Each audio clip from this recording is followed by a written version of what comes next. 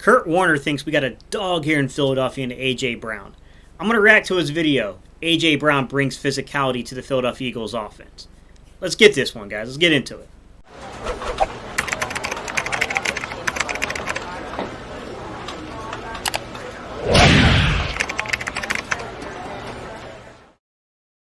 All right, y'all. We're going to go ahead. We're going to take a look at Kurt Warner's channel. Once again, guys, the name of the video is A.J. Brown brings physicality to the Eagles. Kurt Warner breaks down the game tape part 1. I will link it down below, although we're going to basically watch it together. But I will link it just because Kurt Warner does good work, and, you know, it's always nice to kind of do those type of things for people. All right, y'all. Let's go ahead and jump into it. I'm going to work in OBS for the first time, so I'm going to try to be, decent with everything here, guys. All right. Let's get into it. Here on Study Ball, and we're going to continue on our off-season wide receiver trade moves. We've taken a look at DeVonta Adams. We've taken a look at Tyreek Hill. Now, maybe one of the biggest shockers on draft night was the trade the Titans made with the Eagles for A.J. Brown, one of the best wide receivers in the league. He brings a physicality to the game. He brings the ability for the run after catch. He was obviously huge in Tennessee's offense off of the play action. What we know is Philly got better and better at running the football. So I'm excited to see how he's they a scheme use fit, A.J. basically. Brown with Jalen Hurts in the RPO type game or the hard play action game, and then attacking the middle of the field. All right, so right from the jump, for some of y'all that have been following my channel, you guys know for like 6 months, and really in particular the last 3 to 4 months, there's one thing I kept bringing up in terms of our offense that I thought was really missing. And yes, I know I'm the guy who always calls for contact balance back, and I've been a little uncertain about what's going to go, because we only have Kennedy Brooks kind of in that role. Boston Scott has done it around the goal line. I do think he's a good goal line back, and I do think he can add some, he's a bowling ball. He's a little short guy. It's kind of a bowling ball. It's hard to find. With that said, I kind of talked about the physicality aspect, and I said the other thing that's missing from this offense is what I called a true boundary side X-aligned wide receiver. And the Philadelphia Eagles, to be fair, they took some swings and they had some misses trying to land quite a few people. It all started off, if we remember, with the Philadelphia Eagles having a deal in place to land Calvin Ridley of the Atlanta Falcons. From what I understand, it was a third-round pick that was offered. It seems like the preliminary work was done, and then the news and the information came out about Calvin Ridley, and that just kind of spoiled everything. Then we found out during the free agency period, we went after guys that were not boundary side X-line wide receivers. Some guys that were real kind of vertical slots, to be honest, just trying to upgrade the receiving position in general, and it didn't work out because of the money aspect of things. But we also know that they pursued Allen Robinson. And the Rams just, they came up with probably an offer that was similar to what the Eagles were doing, if not a little better. But, long story short, guys, Rams are the defending Super Bowl champions. Allen Robinson is, he's not, I don't think he's quite 30 yet, but he's kind of pushing that 30 number. He probably wants that opportunity in the last 2 to 3 years that he might have in the league to kind of really go after that title. I get it. During the NFL draft, we heard rumors that the Philadelphia Eagles' actual primary interest was Deebo Samuel. And they made a play for Deebo Samuel. It just wasn't accepted. Now, I heard that the 49ers really didn't have that much of an interest. They were willing to hear our offers, but they just weren't going to move Deebo Samuel, which brought us to us acquiring A.J. Brown, who, perfect fit for the Eagles.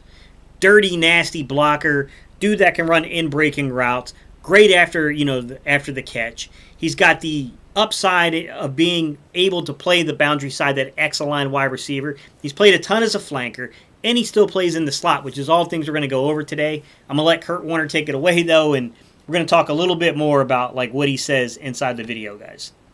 So where A.J. Brown really made his money more than anything Field else side, he's the flanker here, guys. Look at all that room he's got to operate. And between the hashes. Of course, in breaking route. Hard play action, no matter who's back here, pulling these guys up and then working. Looks like 12 personnel to me. He's got that no fear mentality, that he's not afraid to get hit. He's got the good size. Quarterback under center. He can handle some hits there, and here you go. Play action, in breaking route, off coverage by the corner. Splits the linebackers, boom. A.J. Brown right over the middle of the field. Bang, big throw, able to take the contact there and continue to go. He punishes defensive backs with his size. All right, so couple of things come to my mind real quick here, guys, as we carry upon this discussion. Number one is the in-break and route aspect, right? We talked about that with Jalen Hurts last year, and we talked about the fact that we really need to be able to run in-breaking routes from these wide receivers. We criticized the crap out of Jalen Hurts as content creator, saying that he wasn't really attacking the middle of the field. And to be fair, he did have Dallas Goedert, who was a target over the middle of the field when he secures the football. We kind of had a talk about that in the last couple of days, guys, about Dallas Goedert, and I think he's got tremendous potential in this offense. I think he's a guy that could have really big numbers because of just how good A.J. Brown is going to be and the type of attention he's going to draw. I think DeVonta Smith and Dallas Goedert could be in for some really, really big numbers just because you can't take everybody away. One of these dudes are going to win the matchup. I don't think there's any doubt about it. In saying that, I will ask one question, and this goes back to the earlier point I was making in the video. I love everything that's on this team, but Derrick Henry's in that backfield. That's the thing, is can we draw, and I think this is where Jalen Hurts comes into play in my opinion, which is if you look at like the top RPO offenses, and I'll bring a chart up here to kind of talk about that. When you look at the top RPO offenses, you have to ask yourself the question of, what do you think about Jalen Hurts adding in to be able to bring the defenders up in the box, right? That's what Derrick Henry does for A.J. Brown, right? It's one paying the other compliment. A.J. Brown's going to make it where it's hard for you to get into the box, but at the same time, if they're not getting in the box or if they are selling out the box to stop your run, who's the guy that's going to do that, right? I mean, Jordan Howard, one-cut runner. Not on the team right now, a lot of injuries. Boston Scott, I think, has the capability, but I don't know that his role is going to be that large inside the system. We'll have to see. I tend to think he's going to be the third option, although if there's an injury, he's immediately going to probably get the chance to be the veteran guy and step in. With that said, I just don't know that, unless you're depending upon RPO offense, you're depending upon Jalen Hurts to kind of do some stuff, and let's see if we can't move this around and make this a little easier for you guys to read. So RPO passing attempts. We can see that Jalen Hurts is number one. Josh Allen was number two. Tua, Patrick Mahomes, Kyler Murray, Carson Wentz, Lamar Jackson. So this idea of having that run-pass option. And then when you look at rushing attempts, so running out of it, this offense where we don't have that Derrick Henry, but Jalen Hurts is a part of our rushing offense. When you look at those, rushing attempts, Jalen Hurts is second behind Lamar Jackson, but he was first in rushing yards. So I'll go ahead and give you guys the perspective of rushing yards here.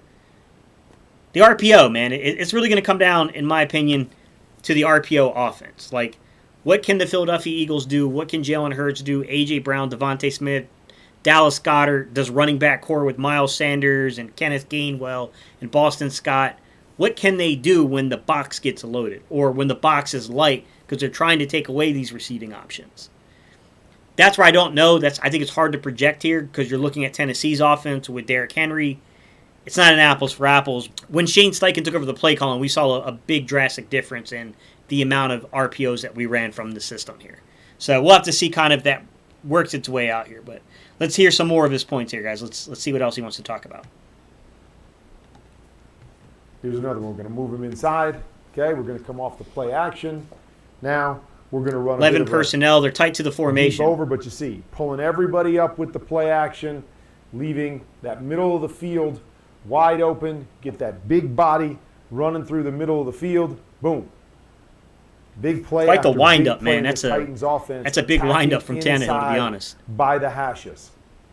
So something that I noticed right from the jump here, guys, is that you got a field side. He still lined up as a field side, kind of like a flanker. But remember when I told you my concern with DeVonta potentially playing too much on the field side as a flanker is that the closer you are to the formation, right, the closer you are to the center of things, the more likely you are to be early in progressions. It doesn't mean you'll be completely removed. It doesn't mean you can't do things on the field side to operate on the field side like stacked releases and things like that to where it becomes the focus. And later on, we'll actually see a far hash throw over towards the field side on pretty much which becomes like a deep hook route, which is a difficult throw to make. And it's because A.J. Brown knows how to set up defenders and make that throw easier than what it should be. With that said, the closer you get to formation, that's a very, very important point. And it's more likely that you're going to be part of that primary read when you do that. You'll also notice here, guys, is just play action. A lot of play action here. Let me see if we can't pull up a play action chart for you. So the Eagles were pretty big into play action as well, but we can see that Tennessee ran a lot as well. And with a guy like A.J. Brown, you might as well use those things that you can use to your advantage. And obviously that would be part of their ability to do that is what they could do out of this. So on the year, Josh Allen had the most dropbacks underneath play action passing. Okay, then you have Patrick Mahomes, you have Justin Herbert, Tyler Heineke, Carson Wentz, Matthew Stafford, Ryan Tannehill was 7th. Okay, Tua, Dak, Kyler, Matt Ryan, then Jalen Hurts. I would assume that given the style of offense we run, and I would also assume that, this is just judging from the stats I know from Pro Football Reference and then comparing it to this PFF number. I think PFF is accounting for RPOs too. I don't think they're separating RPOs from play action personally. Just I can tell from the numbers and how they mesh together. But with that said, we can see that this concept and this idea of being able to either run or pass depending upon the box you give us, or to set you up with a play action faking that run, this is going to be a prominent part of the offense. But all right, let's go ahead and let's see what else he had to say about this video clip here of A.J. Brown. DeVonta Smith on the outside, where he's lined up as the X this time, guys. Top off the defense, stretch the field. Now you got he's on that boundary side to work the middle of the field. Here we go, play action, bring him up. Where are we at again? Coming inside. In breaking route once again. Routes. Boom, right on the hashes. Safety coming up trying to hit him. He's the one that does the punishing. Big bodied guy, strong, tough to bring down. Yeah. I'm going to say right from the jump what I'm noticing from looking at this and watching his explanation, everything is just the pure amount of in-breaking routes. A lot of in-breaking routes here. And I'll go ahead and give us a slide where we can kind of talk a little bit about that. But there is a tremendous amount of in-breaking routes that's clearly occurring. And that's a good sign because we need a guy that can go out there and can make these kind of plays. Like earlier I talked about the fact that the Eagles had interest in guys like, Deebo Samuel and Allen Robinson, all these type of guys. They had interest in a lot of these dudes that, for better or worse, could be viewed upon as being like a Calvin Ridley, could be an X-aligned or a boundary side X-aligned wide receiver. With that said, I'll tell you right from the jump that A.J. Brown is the biggest in terms of the wingspan and the arm reach. He's bigger than all three of those guys. He's 6 foot, 6'1.5-ish, so in that area, 225 pounds. He's got a 78-inch wingspan. As a matter of fact, we have two guys, actually three, because Quez got a pretty decent wingspan as well. But both of these guys, in terms of A.J. Brown and DeVonta Smith, have tremendous arm reach. They both have pretty much 32-inch arms, pretty much. And then they both have like 78-inch wingspans. My bad, guys. So we got a lot of kind of lankiness to it. But let's take a look at A.J. Brown's in-breaking routes and talk for a minute. So if you take a look at the deep center, you take a look at the intermediate center, you take a look at the short center, you'll quickly see that A.J. Brown had about 54 targets out of 107 total targets, according to PFF, how they tracked it, which is a little over 50% of his targets on in-breaking routes. I mean, this is, for the Philadelphia Eagles, this is exactly what they needed for this offense, in my opinion. You got a guy who's got size, got strength, can beat man coverage, can beat man press coverage in particular, runs in-breaking routes, and while his yards after his yak numbers won't impress you from 2021, he was much better at that in 2020. I will say sometimes things can be a little misleading, and truth be told, he's pretty difficult to bring down. Like, you're not going to arm tackle this young man. He's going to break through tackles if you try to arm tackle him. But all right, guys, let's finish out. Let's see what else Kurt Warner has to say about this young man. Okay, put him in the slot here. 12 personnel again, guys. Continue to do the same sort of stuff. Hard play action, downhill. Get those linebackers moving. Use the big body. All this space looks like a cover three concept. Is where A.J. Brown gets his big plays. Just running through your secondary. There it is again. In by the hashes. Punishing the defensive backs. Defensive backs don't want to come up and hit him. It's pretty much what we were just saying. You can't arm tackle this young man. Some things I noticed here right from the jump is the fact that he was lined up in the slot position. And I think that's big news because I want to make sure that we can take these receivers, Quez, AJ, DeVonta, and make sure that all of them get looked when they have favorable matchups to get the ball. And like I said, the closer you can get them to the formation, the better. And if you look at the underlying data in terms of like playing inside the slot with A.J. Brown, I'll go ahead and pull up a graph for you guys here. His slot use was 131 snaps on the season. I think it ranked like 71st technically overall in the league, but this is what I'll say. 33% of all of his snaps came from the slot. That's 1 out of every 3 plays. When I look at this, generally speaking, I want to see 1 out of every 3, 1 out of every 4. Somewhere between 25 to 33% of your plays, I think, is a really good number to give you kind of a mix-up, if you will, of like, okay, you can't predict where this guy's going to be at any given point in the formation. And one thing you'll see here is that if you compare him to other guys like we had interest in, like Allen Robinson, who's right there. Allen Robinson had like 36% utilization out of the slot. You know, you got Gabriel Davis, who was around 30% utilization out of the slot. Tim Patrick was around that number. Then you got guys that had uptick. They were kind of like 40% but below 50%, right? So it wasn't dominant slot, but it was definitely they played a lot of slot. And that's like your CeeDee Lambs and your Rashard Higgins that were above 40% utilization, under 50%. Then you had other guys that, to be quite honest, they barely played the slot, but these are guys I think are really good football players. They just, to me, difference in philosophy from the offensive approach here. It's not necessarily that the guys can or can't do it. I think that involves a much more deeper discussion than we're going to go into today. But it's just not the way they were utilized. So you get guys like T. Higgins and Jamar Chase. Those guys played pretty much 20% or even fewer of their snaps from the slot, and that's because they have Tyler Boyd there.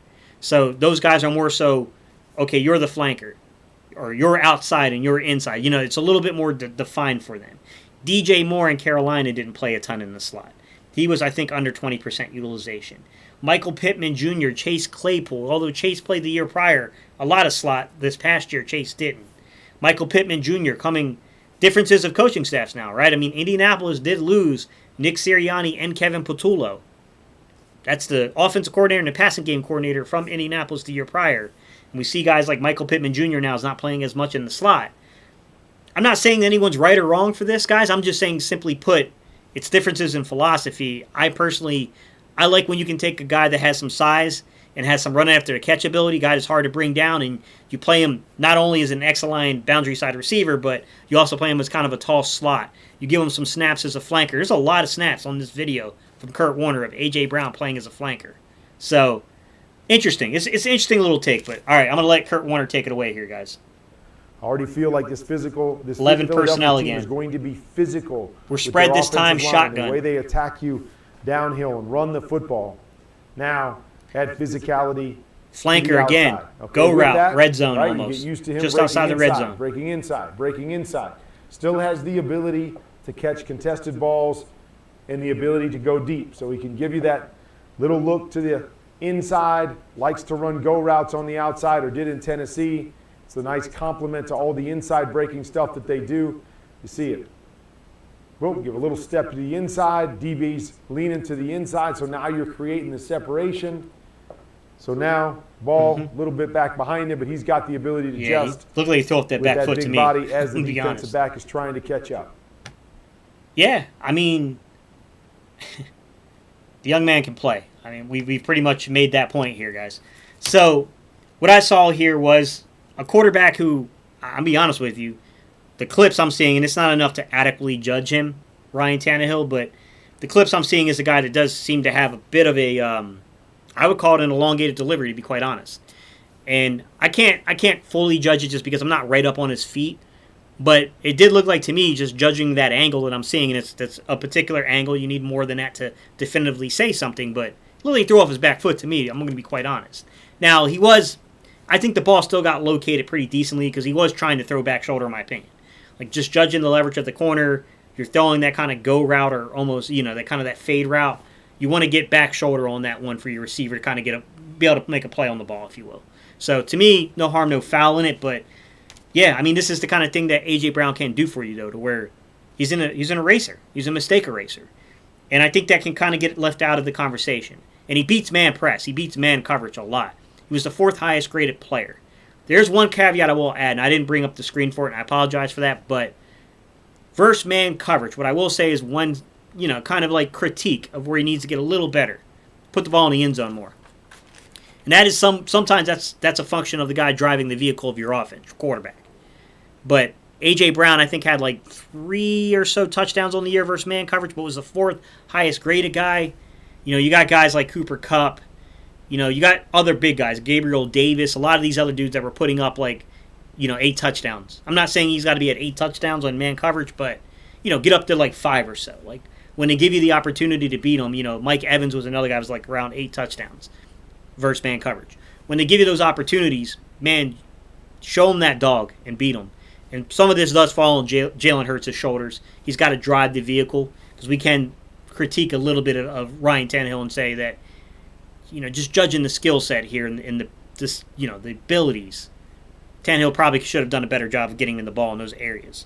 With that said, I'd love to see him get up, a little bit closer to those numbers we've seen from like Cooper Kupps, and we're seeing from Mike Evans, that we're seeing from other guys, Gabriel Davis.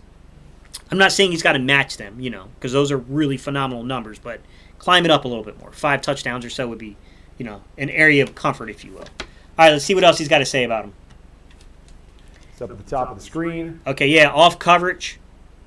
Field side, he's playing the flanker again. Look at this, look at this. Boom. He's going to chase. Set him up. Route running. Doesn't get enough credit for some of this stuff. Outside release. Boom. He's got speed to get up on top. And he's going to bring it back. Doesn't feel like he's the fastest guy, but man, got him on the heels. He plays fast. Going to get up on the toes of the defender here.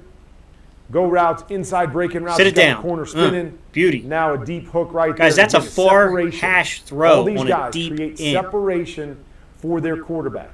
Nothing is easier for a quarterback than when he can see a guy being open, meaning.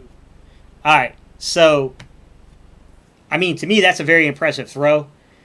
It looks like that's coming out of 12 or 21 personnel. I can't tell, because it's really difficult to make a judgment on if the other guy in the backfield is just a fullback kind of in that H-back role. Is that really a tight end in the H-back role? I don't know if it's a fullback or a tight end. I don't know Tennessee's personnel well enough to weigh in there. I'm going to take a wild guess. It's probably 12, but there's potential that's a 2-back set there. Nonetheless, man, you see that they're coming out. They're in like kind of a heavy eye. The quarterback's under center. They got one tight end that's in line. It looks like they're, cover 3 defense being run against them. They're in off coverage. And you can see he attacks fast. He attacks that leverage really quickly, and he's releasing like he's getting outside. Then he turns them, gets them on his toes. What Warner calls on his toes, I call it on their heels.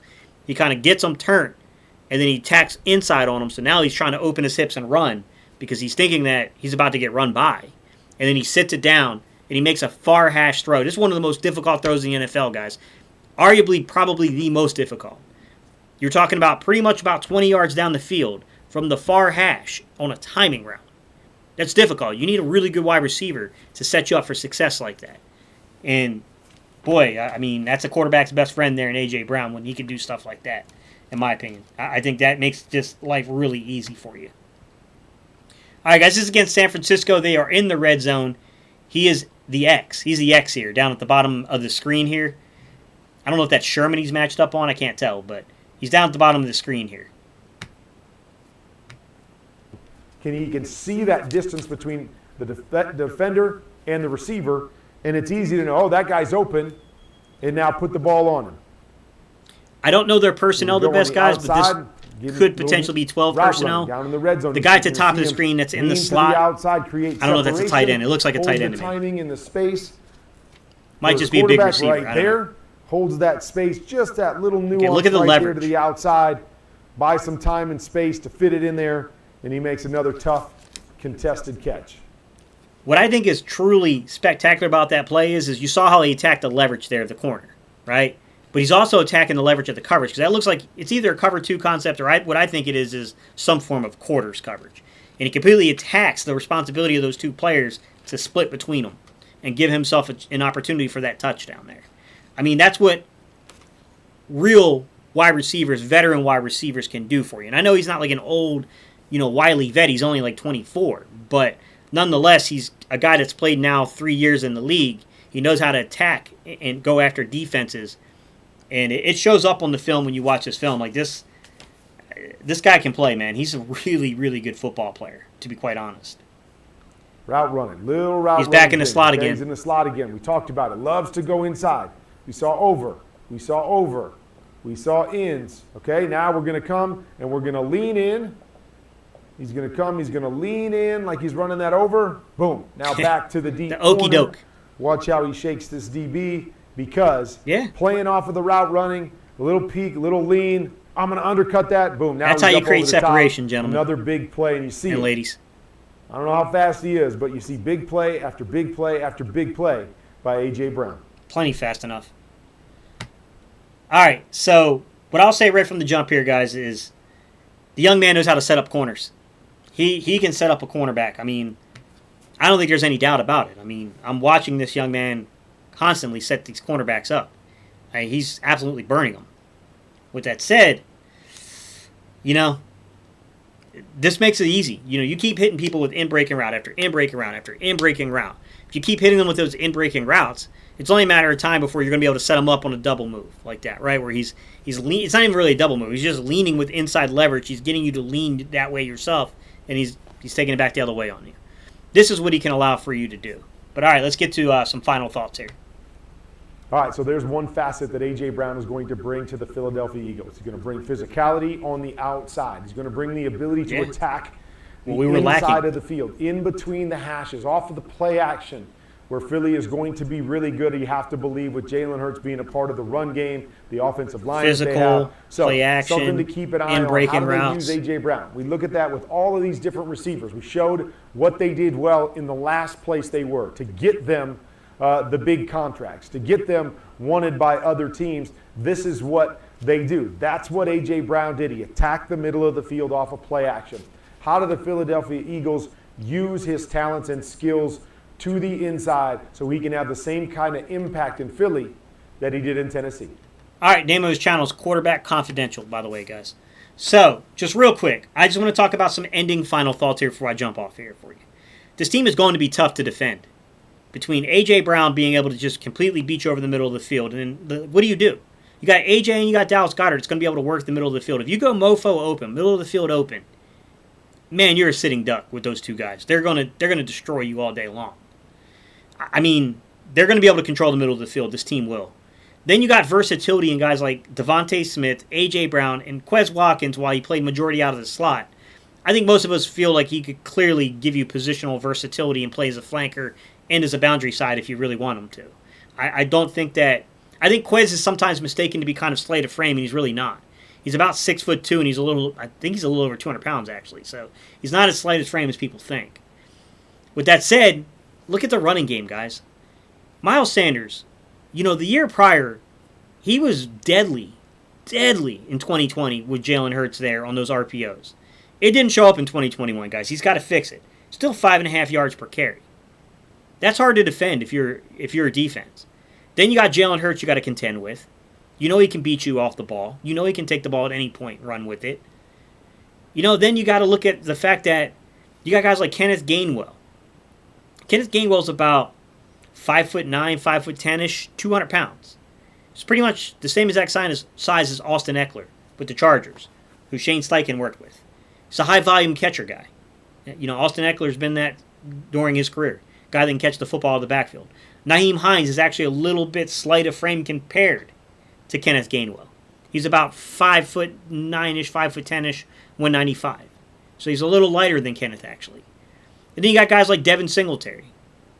Devin Singletary, a good receiving back, but he's built a little bit closer to Boston Scott. They're both 5'6", 5'7"-ish, 200 to 205, somewhere in that area, guys. They're built like little bowling balls that can catch the football. So, Kenneth Gainwell. You got Kenneth Gainwell, you got Miles Sanders, right? Boston Scott in this offense, even from the running back position.